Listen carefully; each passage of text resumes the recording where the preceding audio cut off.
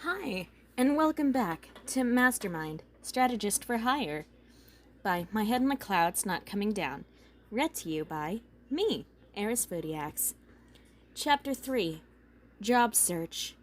Chapter Summary. Izuku searches for a job to prove that he doesn't have to turn to villainy. But will he find one? Most of the applications Izuku filled out were submitted online, but he found a few that wanted him to drop them off in person, so that's what he dedicated his Saturday to doing. He was feeling pretty confident in himself. He'd filled out almost 24 applications, and the economy wasn't bad due to All Might's presence, so there was no way he wouldn't be getting a job. He hadn't even been all that tempted to log into his villain account since he decided to find other employment. He smiled as he walked in the door of the McDonald's he was applying for and was promptly knocked down. "What are you doing here, useless Deku?" Izuku looked up to see one of Bakugo's followers, the one he could stretch out his fingers. What was his name? Bakugo always just called him Fingers. He caught sight of the crinkled application in Izuku's hand and laughed. "Oh, you're applying here too? Why would they hire a quirkless idiot like you when they could have someone normal like me who actually has a quirk?" "Maybe because I have better grades and a better work ethic, not to mention a better record. I happen to know for a fact you've got a few marks on yours from getting into fights with kids from other schools." Izuku didn't say that out loud. Instead, "Oh, there's no harm in trying." Fingers just smirked. "We'll see. May the best man win." He brushed past Izuku, letting his knee hit Izuku's head on the way out. Izuku scowled as he watched him leave, then took a deep breath and got up, brushing himself off. He unwrinkled his application as much as possible by rubbing it flat on the edge of one of the tables before heading towards the office to turn him in. Izuku hung up the phone in despair, wishing he had one of those phones he had seen in pre-Quirk-era movies, just so he could violently slam it down in the receiver. It had been 2 weeks since he started looking for a job, and so far, he'd only had 1 interview. Almost everywhere else had either never called him back, or simply let him know that they didn't feel he was the right fit for our company. The 1 interview he had gotten was with one of the only companies that didn't ask about his quirk on the application. The interview had been going really well, and the people in charge had seemed to like him. At least until they finally asked what his quirk was. The interview hadn't lasted long after that. He didn't even know why it still hurt so much that he didn't get the job. It wasn't like he hadn't been expecting it.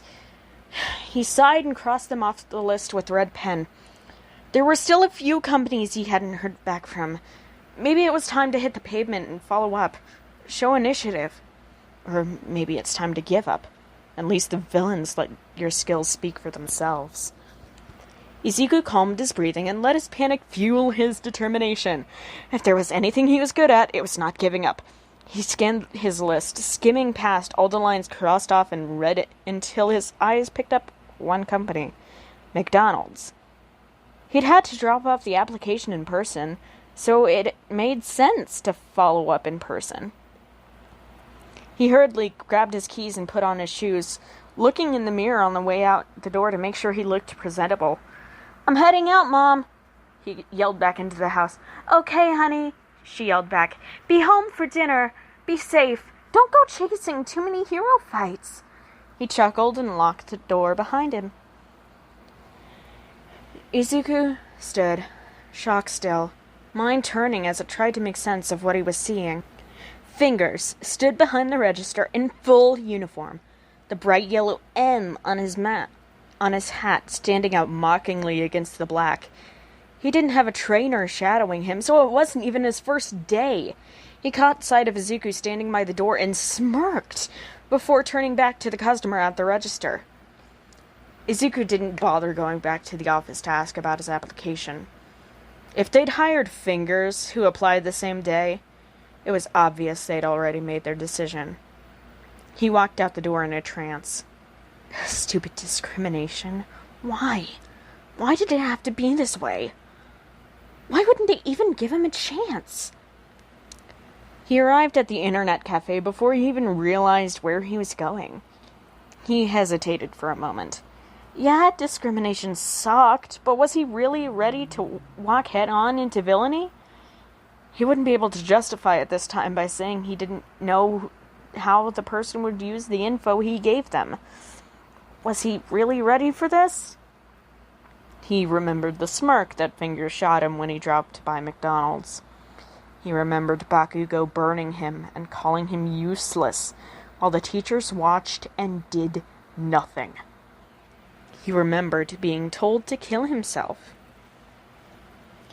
Izuku pulled up his hood so security cameras wouldn't catch his face before walking into the cafe, with his head held high and paying for an hour. He signed into his villain account and went straight to his inbox. He hadn't received any new messages in the week since he signed into the account, but the 3 from before were still unread. He read over them quickly. A minor hero, a sidekick, and, oddly enough, a bank robbery for Izuku to plan.